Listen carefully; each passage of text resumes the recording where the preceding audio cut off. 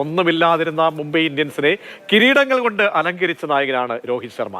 2013 രോഹിത് നായകസ്ഥാനം ഏറ്റെടുക്കുമ്പോൾ മുംബൈയുടെ അക്കൗണ്ടിൽ ഒരു കിരീടം പോലും ഇല്ലായിരുന്നില്ല എന്നുള്ള കാര്യം നമ്മളെല്ലാവരും ഓർക്കണം.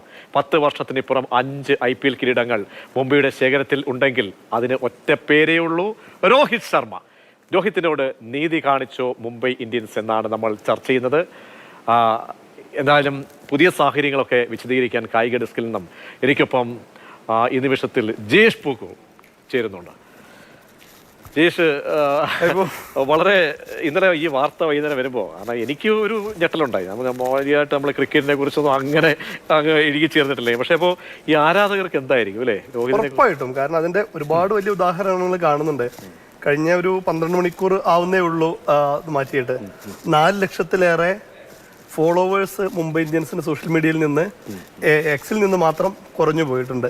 അപ്പോൾ അത്തരത്തിലുള്ള വലിയ രീതിയിലുള്ള വിമർശനങ്ങൾ, ഇപ്പോൾ മുംബൈ ഇന്ത്യൻസിന്റെ ജേഴ്സിയും തൊപ്പിയും ഒക്കെ ആരാധകര് റോട്ടിൽ വെച്ച് പരസ്യമായി കത്തിക്കാൻ തുടങ്ങി. കാരണം നേരത്തെ നമ്മൾ സൂചിപ്പിച്ച പോലെ തന്നെ ഒന്നുമില്ലാത്തൊരു ടീം 2013 റിക്കി പോണ്ടിങ്ങിൽ നിന്ന് രോഹിത് ശർമ്മ നായകസ്ഥാനം ഏറ്റെടുക്കുന്നത്. അന്ന് ഒറ്റ കിരീടം പോലും മുമ്പ്. അതിനു മുമ്പ് സച്ചിൻ തെണ്ടുൽക്കർ, റിക്കി പോണ്ടിങ് അടക്കമുള്ളവർ വഞ്ചന, നീതികേട് അത് തന്നെയാണോ ഒരു ആ താരത്തോട് കാണിച്ച രീതി നോക്കുകയാണെങ്കിൽ തീർച്ചയായിട്ടും. കാരണം ഒരു ഡിസർവ് ഒരു മാച്ച് കൊടുക്കണം. അപ്പോൾ അത്രയും ലെജൻഡ് ആയിട്ടുള്ള ഒരു ക്യാപ്റ്റനെ ഒരു പ്രസ്താവനയിലൂടെയല്ല മുംബൈ ഇന്ത്യൻസ് യാത്രയാക്കേണ്ടത്. ഒരു വിടവാങ്ങൽ മത്സരം കൊടുത്തിട്ട് ഇത് ക്യാപ്റ്റൻ എന്നുള്ള നിലയ്ക്ക് രോഹിത്തിന്റെ അവസാന മത്സരമായി ഞാൻ കരുതിയ നമ്മളിപ്പം 17ാമത്തെ സീസൺ അല്ലെ, സീസണിൽ ഈ സീസണും കൂടെ ചെയ്യാമായിരുന്നു. അത് ആരാധകർക്ക് വലിയ അമർഷത്തിന് മറ്റൊരു കാരണം, ടീമിൽ തന്നെ സ്ഥിരമായിട്ടുണ്ടായിരുന്ന സൂര്യകുമാർ യാദവിനെ പോലെയുള്ളവരെ ക്യാപ്റ്റനാക്കിയാൽ കുഴപ്പമില്ല. ഇടക്കാലത്തൊന്ന് ഗുജറാത്ത് ടൈറ്റൻസിലേക്ക് പോയി തിരിച്ചു വന്ന ഹാർദിക് പാണ്ഡ്യ, അതും ഇതിനു വേണ്ടിയിട്ട് മാത്രമാണ് ഹാർദിക് പാണ്ഡ്യയെ തിരിച്ചു കൊണ്ടുവന്നത്. അപ്പോൾ കൃത്യമായിട്ട് മുംബൈ ഇന്ത്യൻസിന് കൃത്യമായ പ്ലാൻ ഉണ്ടായിരുന്നു, മാനേജ്മെന്റിന് കൃത്യമായ പ്ലാൻ ഉണ്ടായിരുന്നു. അത് പെട്ടെന്ന് ആരാധകർക്ക് ഒരു വലിയ ഷോക്ക് തന്നെയാണ്, വ്യക്തിപരമായിട്ട് രോഹിത് ശർമ്മയ്ക്ക്. അല്ല, എന്തായിരിക്കാം ജയേഷ് ഇത്രയും നാളിങ്ങനെ ഇത് നിരീക്ഷിക്കുകയും സ്പോർട്സ് ലേഖനം നിലയിൽ എന്താണ് അങ്ങനെ ഒരു നീതികേട്, അങ്ങനെയെങ്കിൽ ആരാധകർ പറയുന്നത് പോലെ ഒരു നീതികേടിലേക്ക് ഒരു മാനേജ്മെന്റ് എത്താനുള്ള കാര്യം? അത് മാനേജ്മെന്റ് ഇപ്പോൾ ആരാധകരെന്നുള്ള നിലയ്ക്ക് നമ്മൾ നീതികേട് എന്നുള്ള വാക്ക് ഉപയോഗിക്കാൻ പറ്റുള്ളൂ. പക്ഷെ ഒരു മാനേജ്മെന്റ് സൈഡിലേക്ക് നോക്കുമ്പോൾ അവരുടെ കൃത്യമായ പ്ലാനിങ് ആണ്. കാരണം അടുത്ത സീസണിന് ശേഷം 2025 സീസണിൽ ഇത് ഘടനയാകെ മാറുകയാണ്. 3 ഇന്ത്യൻ താരങ്ങളെയും ഒരു വിദേശ താരത്തെയും മാത്രമാണ് ടീമുകൾക്ക് നിലനിർത്താൻ സാധിക്കുക. അങ്ങനെയാകുമ്പോൾ സ്വാഭാവികമായും ഹാർദിക് പാണ്ഡ്യയും ഒപ്പം തന്നെ സൂര്യകുമാർ യാദവിനെയും ജസ്പ്രീത് ബുംറയെ ആയിരിക്കും ഇന്ത്യൻ താരങ്ങളായിട്ട് മുംബൈ ഇന്ത്യൻസ് നിലനിർത്താൻ പോകുന്നത്. രോഹിത് ശർമ്മയ്ക്ക് സ്വാഭാവികമായിട്ടും സ്ഥാനമുണ്ടാവാൻ സാധ്യതയില്ല. ഇപ്പോൾ തന്നെ അദ്ദേഹത്തിന് മികച്ച ഫോമിലാണെങ്കിലും പ്രായം ഒരു ഘടകം തന്നെയാണ്. അപ്പോൾ അത്തരത്തിലുള്ള ഒരു ഘടനാമാറ്റമൊക്കെ മുന്നിൽ കണ്ടുകൊണ്ട് തന്നെയാണ് നമുക്ക് അഭിമാന സാധനം ഒരു എല്ലാ വ്യക്തികളെയും അഭിമാനക്ഷതമേറ്റുന്ന ബോധ്യമുണ്ടെങ്കിൽ രോഹിത് പിടിച്ചു നിൽക്കുമോ ഇവിടെ? അതോ ഒരു അടുത്തൊരു സീസൺ കളിച്ചിട്ട് അദ്ദേഹം സാധ്യതകളൊക്കെ ചർച്ച ചെയ്യുന്നുണ്ട് സോഷ്യൽ മീഡിയ ഫോറത്തിൽ. രോഹിത് അവിടെ നിന്ന് ചാടണം, ആത്മാഭിമാനമുള്ളവർ പറയുന്നുണ്ട്. അങ്ങനെ ഉണ്ടെങ്കിൽ ഒരു ഓപ്ഷൻ ഒരു പക്ഷേ എന്തായാലും ഒരു രസകരമായ സംഭവം. ഇന്നലെ നമ്മൾ ആ വാർത്ത പങ്കുവച്ച സമയത്ത്, രാത്രി ലൈവ് പോയ സമയത്ത് അതിനടിയിൽ വന്ന കമന്റുകളിൽ ഒന്ന് രസകരമെന്നല്ല, കുറച്ച് വേദനയുള്ള രീതിയിൽ ഒരു കമന്റ് ഇട്ടത്, രാജാവിന്റെ മുന്നിൽ തന്നെ രാജ്യം മറ്റൊരാൾക്ക് തീരെഴുതി കൊടുക്കേണ്ടത് കാണേണ്ടി വന്ന രാജാവിന്റെ അവസ്ഥയാണ് രോഹിത് ശർമ്മയ്ക്ക് എന്ന് പറഞ്ഞ ഒരു ആരാധകൻ കമന്റ് അടിച്ചിട്ടുണ്ട്. കൃത്യം സാധനമാണത് അല്ലേ? മാത്രമല്ല പിന്നെ ക്രിക്കറ്റ് ആണ്, എന്തും ഇല്ലേ, നമുക്ക് എന്തും സംഭവിക്കാം, എന്തും വാഴുന്നവർ കാണും, വീഴുന്നവർ കാണും.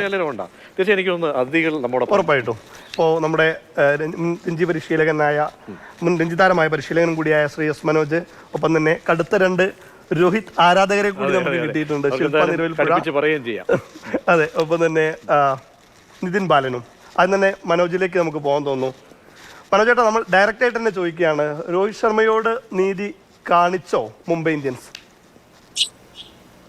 അല്ല, മുംബൈയുടെ ഒരു ചരിത്രം പരിശോധിച്ചാൽ മുംബൈക്ക് ഈ പറഞ്ഞ പോലെ തന്നെ ആദ്യത്തെ 5 സീസണിൽ ഒന്നും ഉണ്ടായിരുന്നില്ല, പറയത്തക്ക ഒരു നേട്ടങ്ങളും അവകാശപ്പെടാനുണ്ടായിരുന്നില്ല. അവിടെ നിന്ന് മുംബൈനെ ഏകദേശം 5 കിരീടങ്ങളിലേക്ക് എത്തിച്ച ഒരു മഹാനായ ക്യാപ്റ്റനാണ്. IPL ചരിത്രത്തിൽ തന്നെ ധോണിയുടെ ഒപ്പം നിൽക്കുന്ന ഒരു ഈക്വൽ ആയിട്ടുള്ള ഒരു ക്യാപ്റ്റനാണ് രോഹിത് ശർമ്മ എന്ന് പറയുന്നത്. അപ്പൊ രോഹിത് ശർമ്മയോട് മുംബൈ ഇന്ത്യൻസ് നീതി കാണിച്ചോ എന്ന് ചോദിക്കുമ്പോൾ 2 കാര്യങ്ങളാണ് ഇതിൽ പ്രധാനമായിട്ടുള്ളത്. ഒന്ന്, ആരാധകരുടെ ഭാഗത്തു നിന്ന് ചിന്തിക്കുകയും, ഒന്ന് രോഹിത് ശർമ്മയുടെയും മുംബൈ ഇന്ത്യൻസിന്റെയും ഭാഗത്തു നിന്ന് ചിന്തിക്കുകയും ചെയ്യുക എന്നുള്ളതാണ്. അപ്പൊ അതിൽ എനിക്ക് തോന്നുന്നത് ഈ രോഹിത് ശർമ്മയുടെ ഭാഗത്തും അല്ലെങ്കിൽ മുംബൈ ഇന്ത്യൻസിന്റെ ഭാഗത്തു നിന്ന് ചിന്തിക്കുമ്പോൾ ഡെഫിനറ്റ് ആയിട്ടും അവർ കൺവേ ചെയ്തിട്ടുണ്ടാവും എന്നുള്ളതാണ് എന്റെ വിശ്വാസം. കാരണം രോഹിത് ശർമ്മ എന്ന് പറയുന്നത് മുംബൈ ഇന്ത്യൻസ് ഡെക്കാൻ ചാർജേഴ്സിൽ നിന്ന് മുംബൈ ഇന്ത്യൻസിലേക്ക് കൊണ്ടുവന്ന അവർ അതിന് പുറകെ പോയി കൊണ്ടുവന്ന ഒരു പ്ലെയർ കൂടെയാണ്. അപ്പൊ അതുകൊണ്ട് തന്നെ മുംബൈ ഇന്ത്യൻസിന്റെ ഡെഫിനറ്റ് ആയിട്ട് ഒരു മാനസപുത്രനാണ് രോഹിത് ശർമ്മ എന്നുള്ള കാര്യത്തിൽ സംശയമില്ല. അപ്പൊ രോഹിത് ശർമ്മനെ ഒഴിവാക്കുക, ക്യാപ്റ്റൻസിയിൽ നിന്ന് ഒഴിവാക്കുക എന്ന് പറയുമ്പോൾ അത് ഫ്യൂച്ചർ പ്ലാൻസ് എല്ലാം ആണെന്ന് ജയവർദ്ധനെ പറയുന്നുണ്ടെങ്കിലും പോലും പക്ഷെ അതൊരു ക്ലിയർ ആയിട്ടുള്ള ഒരു മെസ്സേജ് രോഹിത് ശർമ്മയ്ക്ക് കൊടുത്തിട്ടുണ്ടാവണം എന്നുള്ളതാണ് ഞാൻ വിശ്വസിക്കുന്നത്. പിന്നെ അതുപോലെ തന്നെ രോഹിത് ശർമ്മയും ഇനി എത്ര കാലം എന്നുള്ള ഒരു ഇതിലായിരിക്കും രോഹിത് ശർമ്മയുടെയും ഒരു മൈൻഡ് സെറ്റ് അങ്ങനെ ആയിരിക്കും ഞാൻ വിശ്വസിക്കുന്നു. കാരണം 1-2 കൊല്ലം കൂടിയാണ് മാക്സിമം.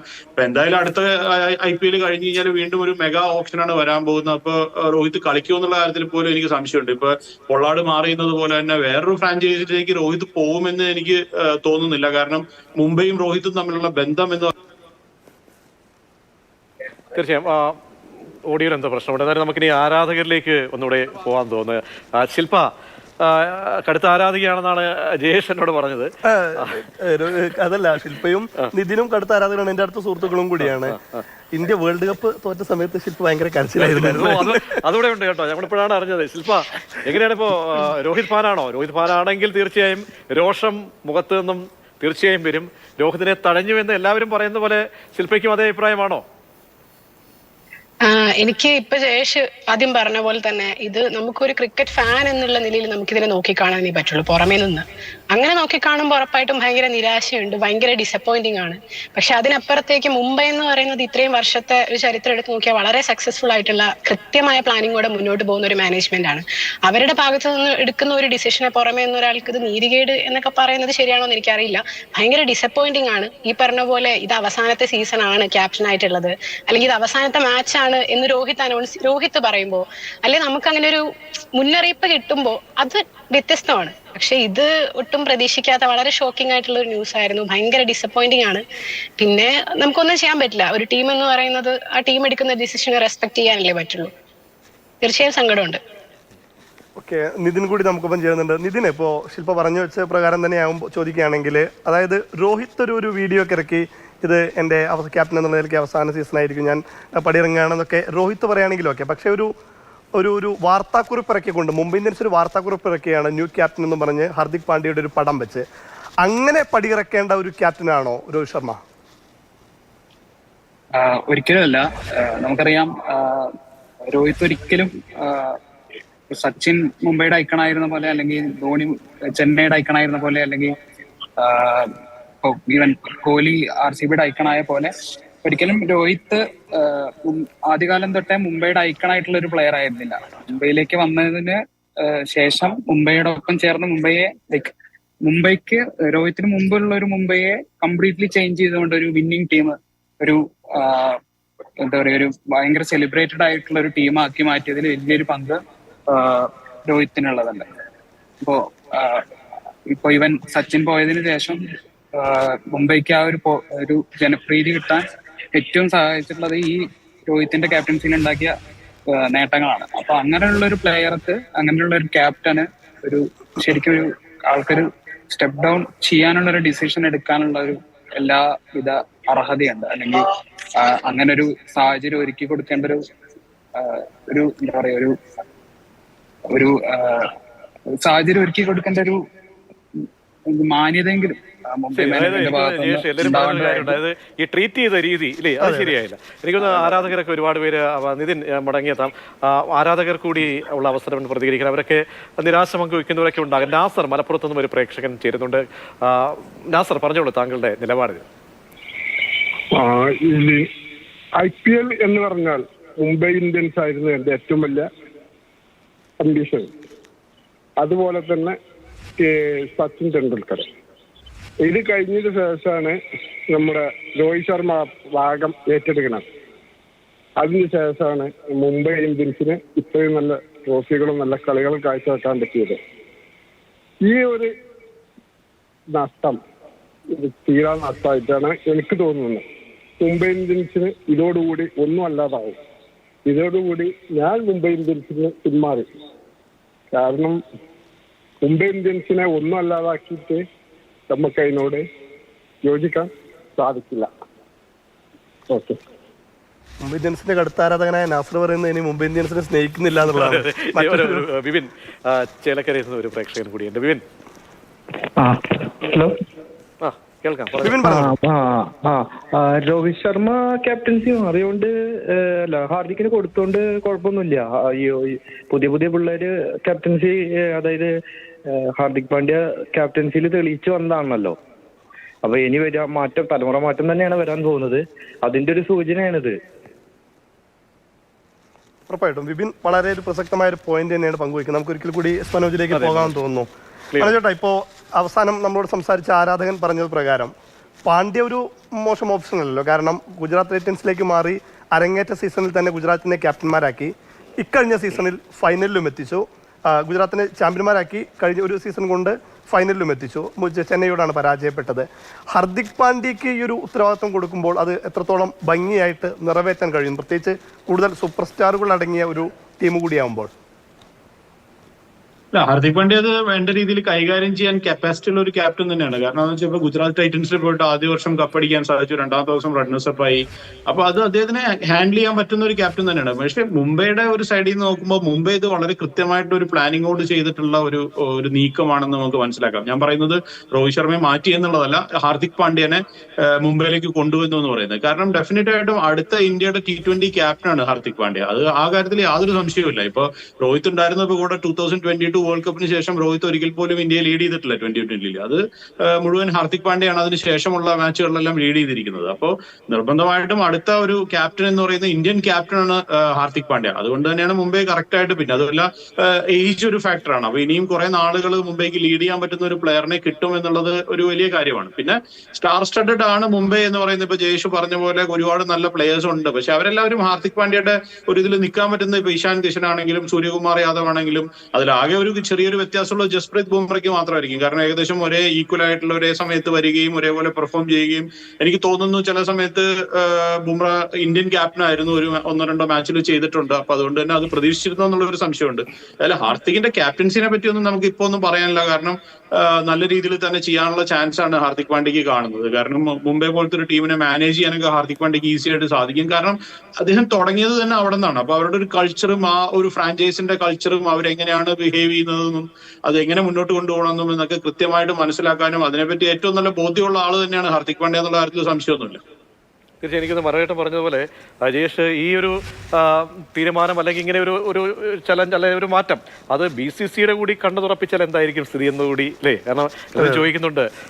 രോഹിതിന്റെ ക്യാപ്റ്റൻ സ്ഥാനം, ഇന്ത്യൻ ക്യാപ്റ്റൻ സ്ഥാനത്തിന് പോലും ചലനം ഉണ്ടായേക്കാമോ എന്ന് പലരും ഇങ്ങനെ കമന്റായിട്ട് ചോദിക്കുന്നുണ്ട്. അതിന്റെ ഒരു എന്തായിരിക്കും ഒരു ജയേഷിന്റെ ഒരു നിലവിലിപ്പോൾ T20 സൂര്യയാണ് ഇപ്പോൾ നയിക്കുന്നത്. ഹാർദിക് ഇഞ്ചുറി മാറി വന്നു കഴിഞ്ഞാൽ ഹാർദിക് തന്നെയായിരിക്കും ക്യാപ്റ്റന്.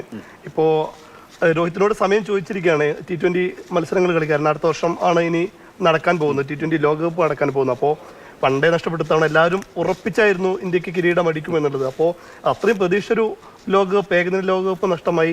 ഇനിയിപ്പോൾ ഒരു ICC കിരീടമില്ലാതെ രോഹിത് മടങ്ങേണ്ടി വരികയാണെങ്കിൽ അതിലൊരു വിഷമവും നിരാശയൊക്കെ. എന്തായാലും ഒരു മാറ്റത്തിന്റെ ഒരു സൂചന തന്നെ, അല്ലെങ്കിൽ ഒരു മാറ്റം സാധ്യമാകും, അല്ലെങ്കിൽ പുതിയൊരു ടീമിനെ വാർത്തെടുക്കുകയായിരിക്കും മുംബൈയുടെ. ഇടക്കാലത്ത് ഓസ്ട്രേലിയക്ക് ചെയ്ത പോലെ 3 ഫോർമാറ്റിൽ 3 ക്യാപ്റ്റൻ എന്നുള്ള രീതിയിലേക്ക് ഇന്ത്യ പോകുന്നതായിരിക്കും കുറെ കൂടി. എനിക്ക് തോന്നുന്നു 2 പ്രേക്ഷകർ കൂടിയുണ്ട്. രജികുമാർ കരുനാഗപ്പള്ളിയിൽ നിന്നും ചേരുന്നുണ്ട്. രജികുമാർ, താങ്കളുടെ അഭിപ്രായം എന്താണ്? Hello, good afternoon. നമ്മുടെ മുംബൈ ഇന്ത്യൻസിന്റെ ഒരു നെടും തൂണ് തന്നെയായിരുന്നു രോഹിത് ശർമ്മ. അപ്പൊ അത് ഈ 2013 മുംബൈ ഇന്ത്യൻസ് ഈ പറഞ്ഞതുപോലെ ഒന്നും ആകാതെ കിടന്ന ഒരു സമയത്തിലാണ് രോഹിത് ശർമ്മയാണെങ്കിൽ പൂർണ്ണമായിട്ടും ആ ഒരു ക്യാപ്റ്റൻസി ഏറ്റെടുക്കുകയും ഉത്തരവാദിത്വമായിട്ട് ഒരു 5 കപ്പ് നേടിക്കൊടുക്കുകയും ചെയ്തിട്ടുള്ളത്. നമ്മുടെ ഒരു കാര്യം ചിന്തിക്കാനുള്ളത്, നമ്മുടെ വേൾഡ് കപ്പിലാണെങ്കിൽ ഫൈനൽ വരെ വന്നിട്ടുള്ള ഒരു ക്യാപ്റ്റൻസി എന്നുള്ള നിലയിൽ അദ്ദേഹത്തിന് നല്ല ഒരു കഴിവ് പ്രകടമാക്കിയിരുന്നിട്ടുണ്ടായിരുന്നു. പക്ഷെ ഇത് ഒരു സുപ്രഭാതത്തിൽ പെട്ടെന്ന് തന്നെ ഒരു ക്യാപ്റ്റൻസി ആണെങ്കിൽ അദ്ദേഹത്തിന്റെ ഭാഗത്തുനിന്ന് മാറ്റിയിട്ട് ഹാർദിക് പാണ്ഡ്യ ആണെങ്കിൽ ആ ഒരു ക്യാപ്റ്റൻസിൽ ഏക്കുന്നത് തന്നെ ആ ടീമിനും ദോഷം ചെയ്യും, ആ ക്യാപ്റ്റൻസി എന്നുള്ള നിലയിലും ഹാർദിക് പാണ്ഡ്യയ്ക്കും ദോഷം ചെയ്യുന്ന ഒരു നിയമമായിരുന്നു. അല്ലെങ്കിൽ അത് ഉദ്ദേശിച്ചത്, ടീം സെലക്ഷൻ ഉദ്ദേശിച്ചത് അങ്ങനെ തന്നെ ആയിരുന്നു. പക്ഷേ ശരി ശരി രജികുമാറാണ്.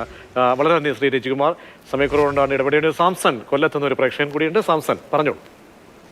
Good evening sir. Hello, good evening sir. പറഞ്ഞോളൂ. Good evening.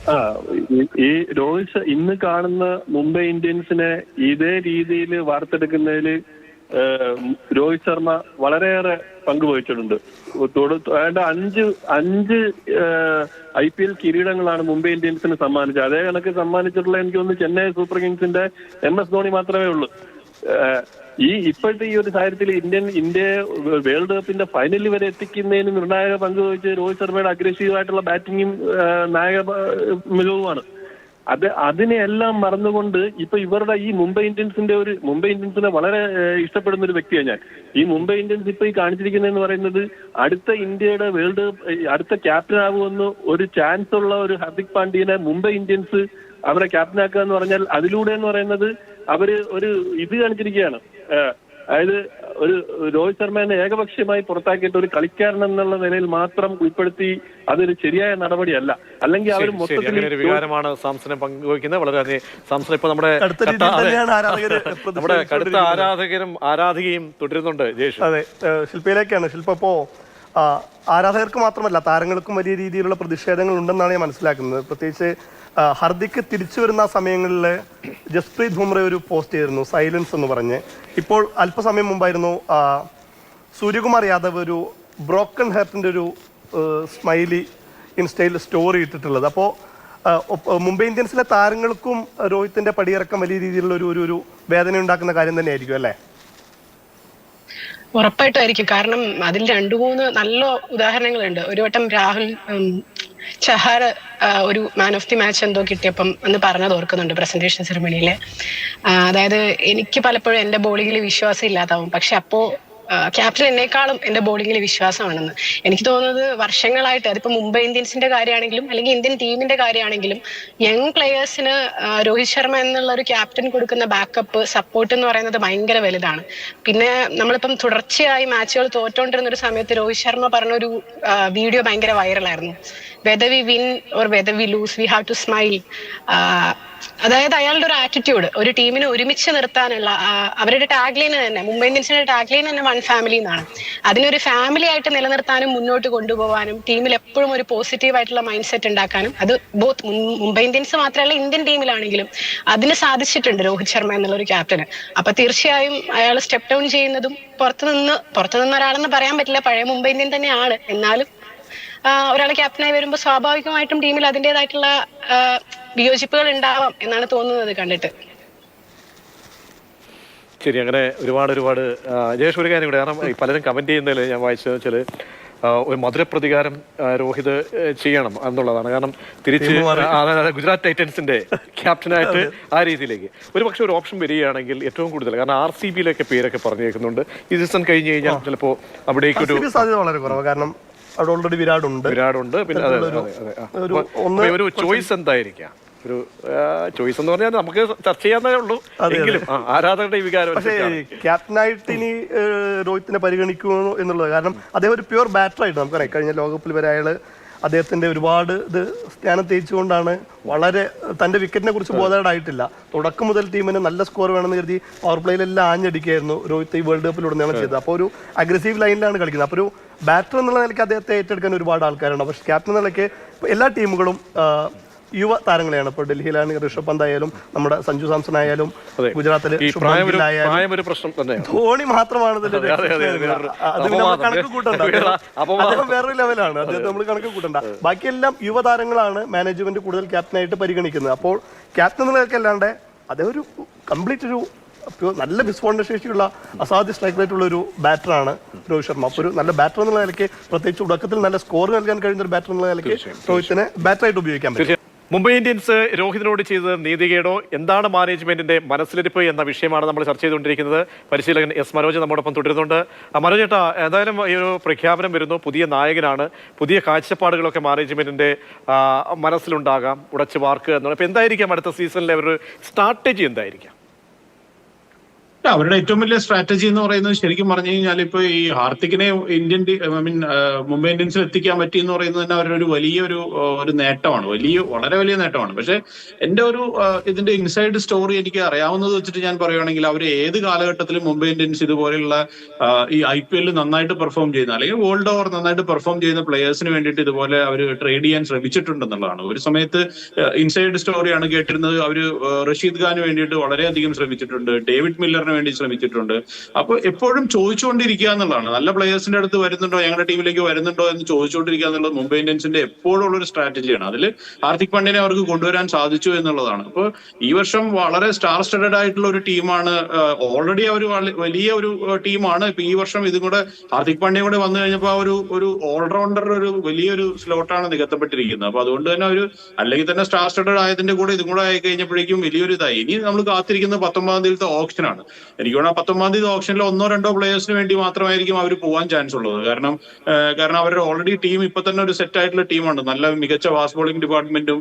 ആകെ അവർ ലാക്ക് ചെയ്യുന്ന ഒരു ഏരിയ എന്ന് പറയുന്നത് സ്പിൻ ഡിപ്പാർട്ട്മെന്റ് ആണ്. അത് എന്നും അവർ ലാക്ക് ചെയ്യുന്ന ഒരു ഏരിയയാണ്, നല്ലൊരു സ്പിന്നർ ഇല്ല എന്നുള്ളത്. അപ്പൊ അതിനുവേണ്ടിയായിരിക്കും അവർ ഈ വരുന്ന ഒരു ഓപ്ഷനിൽ മാക്സിമം പൈസ മുടക്കാൻ പോകുന്നതെന്നാണ് ഞാൻ വിശ്വസിക്കുന്നത്. കാരണം ഇന്ത്യൻ ബാറ്റർമാരുടെ ഒരു നിര തന്നെ, അവരുടെ ക്വാളിറ്റി ബാറ്റർമാരുടെ ഒരു നിര തന്നെ അവരുടെ ടീമിലുണ്ട്. അതുപോലെ തന്നെ ടിം ഡേവിഡിനെ പോലെയുള്ള കൂറ്റനടിക്കാരുടെ ഒരു ഇതുണ്ട്. അപ്പൊ അതുകൊണ്ട് തന്നെ ഇനി വരാൻ പോകുന്ന ഒരു ഇതെന്ന് പറയുന്നത് ഈ സ്പിൻ ഡിപ്പാർട്ട്മെന്റ് ശക്തിപ്പെടുത്തുക, പ്ലസ് ഒരു ഫോറിൻ ഫാസ്റ്റ് ബോളറിന്, അതിപ്പോ മിച്ചൽ സ്റ്റാർക്കിനോ പാറ്റ് കമിൻസിനെയോ അല്ലെങ്കിൽ ശ്രീലങ്കൻ മധുസംഖ്യനെയൊക്കെ പോലെയുള്ള ആർക്കെങ്കിലും വേണ്ടിയിട്ടായിരിക്കും അവര് ഈ ഒരു ഓപ്ഷനിൽ അവർ ബിഡ് ചെയ്യാൻ പോകുന്നത്. അപ്പൊ എന്തായാലും ഇത് ടീം ഇപ്പൊ നമ്മൾ പേപ്പറിൽ നോക്കി കഴിഞ്ഞു കഴിഞ്ഞാൽ ഏറ്റവും മികച്ച ടീമാണ് മുംബൈ ഇന്ത്യൻസ് എന്നുള്ള കാര്യത്തിൽ യാതൊരു സംശയവുമില്ല. എപ്പോ നോക്കിയാലും അവർ അവരുടെ ഒരു ക്വാളിറ്റി, ആ ടീമിന്റെ ക്വാളിറ്റി അവർ മെയിൻറ്റെയിൻ ചെയ്യാറുണ്ട്. പക്ഷെ കഴിഞ്ഞ 3 വർഷമായിട്ട് അവർക്ക് IPL കിരീടങ്ങളില്ല, നന്നായിട്ട് ചെയ്യാൻ അവർക്ക് സാധിച്ചിട്ടില്ല.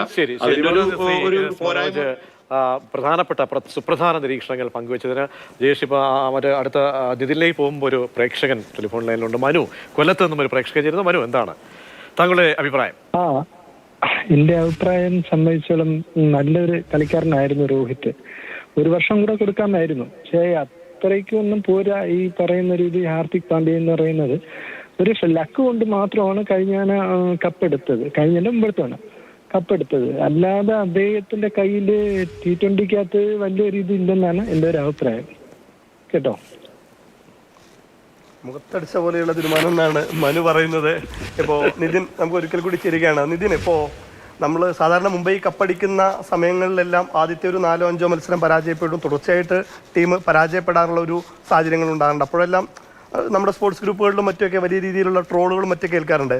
അപ്പോഴൊക്കെ നിങ്ങളടക്കമുള്ള മുംബൈ ഇന്ത്യൻസ് ആരാധകരുടെ ഒരു വലിയ പ്രതീക്ഷ മുംബൈയാണ് തിരിച്ചു വരുന്നത്. അങ്ങനെ അത്തരത്തിൽ നിങ്ങൾക്ക് പ്രതീക്ഷ നൽകുന്ന പ്രകടനം തന്നെയാണ് രോഹിത് ഇത്രനാളും കാഴ്ചവെച്ചിട്ടുള്ളതും. ഇനി രോഹിത് നയിക്കാത്ത മുംബൈയെ അതുപോലെ തന്നെ നിങ്ങൾ വിശ്വസിക്കുന്നുണ്ടോ നിതിൻ? തീർച്ചയായിട്ടും രോഹിത് മികച്ചൊരു ക്യാപ്റ്റനാണ്. നല്ല രീതിയിൽ ടാലന്റ് മാനേജ് ചെയ്യുന്ന ഒരാളാണ്. ഡ്രസ്സിംഗ് റൂമില് ഭയങ്കര ഒരു സ്പെഷ്യൽ അറ്റ്മോസ്ഫിയർ ഉണ്ടാക്കി ടീമിനെ ഒരു നല്ല രീതിയിൽ കൊണ്ടു നടക്കുന്ന ഒരാളാണ്. സെയിം തിങ് ആണ് ടീമിന്റെ മാനേജ്മെന്റ്. ലൈക്ക് എനിക്ക് തോന്നുന്നു IPL ഏറ്റവും ബെസ്റ്റ് സ്കൗട്ട് മാനേജ്മെന്റ് ഉള്ള, അല്ലെങ്കിൽ ഏറ്റവും ബെസ്റ്റ് ടാലന്റ് മാനേജ്മെന്റ് ഉള്ള ടീമുകളിലൊന്ന് മുംബൈ ഇന്ത്യൻസ്. ഒന്നല്ല, മേ ബി ടോപ്പിൽ നിൽക്കുന്ന ഒരു ടീം മുംബൈ ഇന്ത്യൻസ് ആയിരിക്കും. സോ അവരെ സംബന്ധിച്ചിടത്തോളം അവരിപ്പോ ഒരു ലാസ്റ്റ് സീസൺ പോലും ഒരു കോർ ടീം നഷ്ടപ്പെട്ടിട്ടും അവര് അവസാനിപ്പിക്കുമ്പോൾ ഭയങ്കര മികച്ചൊരു പ്രകടനത്തോടെയാണ് അവസാനിപ്പിച്ചത്. അങ്ങനെയുള്ളൊരു ടീം മാനേജ്മെന്റിന് ഇതൊക്കെ കോപ്പപ്പ് ചെയ്തുകൊണ്ട് മുന്നോട്ട് പോകാനാവുമെന്നാണ് എന്റെ വിശ്വാസം. രജീഷ്, ഇപ്പോ നേരത്തെ നമ്മള് ചർച്ച തുടങ്ങിയ സമയത്ത് പറഞ്ഞിരുന്നു ഏകദേശം 4 ലക്ഷത്തോളം ഫോളോവേഴ്സ് നഷ്ടമായെന്ന്. അതിലിപ്പോ ഒരു അപ്ഡേറ്റ് വന്ന് 5 ലക്ഷത്തിലേറെയായി. ചെറിയ സമയം കൊണ്ട് വലിയ രീതിയിലുള്ള ആരാധകർ മാത്രമല്ല ഒരുപാട് പ്രതികരണങ്ങൾ വരുന്നു. ആകാശ് ചോപ്ര പറയുന്നു പുറത്താക്കുക എന്നത് ഒരു വലിയ വാക്കാണ് എന്നുള്ള ഒരു സ്ട്രോങ് ആയിട്ടുള്ള വേർഡാണ് സാക്കിംഗ് എന്നാണ് ആകാശ് ചോപ്ര പറയുന്നത്. അപ്പൊ അത്തരത്തിൽ വലിയ രീതിയിലുള്ള മുഹമ്മദ് കൈഫ്, മുൻ ഇന്ത്യൻ താരം മുഹമ്മദ് കൈഫ് പറയുന്നു കൂടുതൽ ചലഞ്ചിങ് ആയിട്ടുള്ള റോളാണ് ഹാർദിക് പാണ്ഡ്യക്ക് ഇനി മുന്നിലുള്ളതെന്നുള്ളത്. കാരണം അത്രമാത്രം നല്ലൊരു വഴിയാണ് രോഹിത് വെട്ടിത്തെളിച്ച് വെച്ചിട്ടുള്ളത്. അതിനേക്കാളും നല്ലൊരു ആ വിജയപാത കിരീടങ്ങളുടെ തുടർച്ച നേടിക്കൊടുക്കുക എന്ന് പറയുന്നത് തീർച്ചയായും ഒരു നിമിഷം കൊണ്ട് വിലയിരുത്തപ്പെടേണ്ട താരമല്ല എന്ന് എല്ലാവരും പറയുന്നതിന് അതിൻ്റെതായ അർത്ഥമുണ്ട്. കാരണം 5ഓളം ചാമ്പ്യൻഷിപ്പ് കിരീടം നേടിക്കൊടുത്ത ഒരു ടീമിൽ നിന്നാണ് അങ്ങനെ തഴയപ്പെടുന്നു എന്നൊരു തോന്നൽ ആരാധകർക്ക് ഉണ്ടാകുന്നത്.